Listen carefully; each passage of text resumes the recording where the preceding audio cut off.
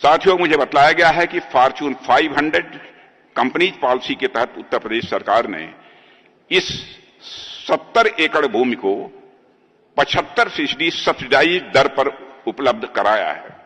शायद मैं समझता हूं यह देश में कहीं नहीं है। हालांकि अभी यह भूमि भले ही 75% सब्सिडी पर दी गई हो, लेकिन आने वाले समय में मुझे पूरा विश्वास है कि यह निर्णय सरकार के लिए कहीं अधिक फायदेमंद साबित होगा।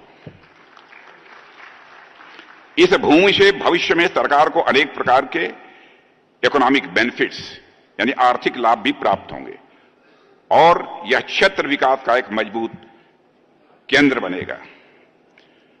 मैं योगी जी के बारे में कह सकता हूं, मैं समझता था कि आप राजनीति के ही माहिर हैं, लेकिन मैं तो इस नतीजे पर पहुंच गया कि आप तो अर्थशास्त्र में भी माहिर हैं। कैसे मुनाफा कमाया जा सकता है, इसकी कला आपको अच्छी तरह मालूम है। और हमारे प्रधानमंत्री मोदी जी जिस तरीके से देश को चला रहे हैं और अंतर्राष्ट्रीय जगत में भारत का मस्तक जिस तरीके से उन्होंने ऊंचा किया है, बहनों भाइयों, इसकी जितनी भी सराहना की जाए कम है। मैं तो कहता हूं भारत के बारे में, पहले इंटरनेशनल फोरम पर भारत कुछ भी बोलता था तो भारत की बातों को जिस गंभीरतापूर्वक लिया जाना चाहिए, इंटरनेशनल फोरम पर नहीं लिया जाता था। लेकिन आज इंटरनेशनल फोरम पर भारत कुछ बोलता है तो सारी दुनिया कान खोलकर सुनती है भारत बोल क्या रहा है। यह भारत की हैसियत बनी है।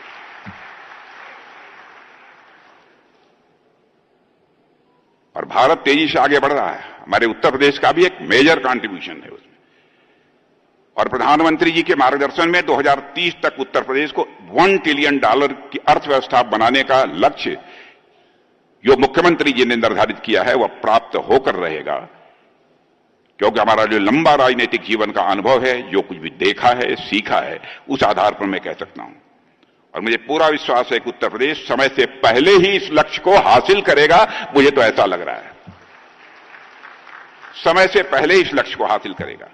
आज जब भारत 2047 तक एक विकसित राष्ट्र के लक्ष्य को हासिल करने के लिए तेजी से आगे बढ़ रहा है, तो उसमें उत्तर प्रदेश का योगदान मैं मानता हूं कि बहुत ही महत्वपूर्ण होने वाला है। साथियों, आप सब जानते हैं एक विकसित भारत का रास्ता विकसित उत्तर प्रदेश से होकर ही जाएगा, ऐसा मैं आज विश्वास के साथ कह सकता हूं। विकसित भारत का रास्ता कहीं से जाएगा तो विकसित उत्तर प्रदेश से होकर ही जाएगा, ऐसा मेरा पक्का विश्वास है।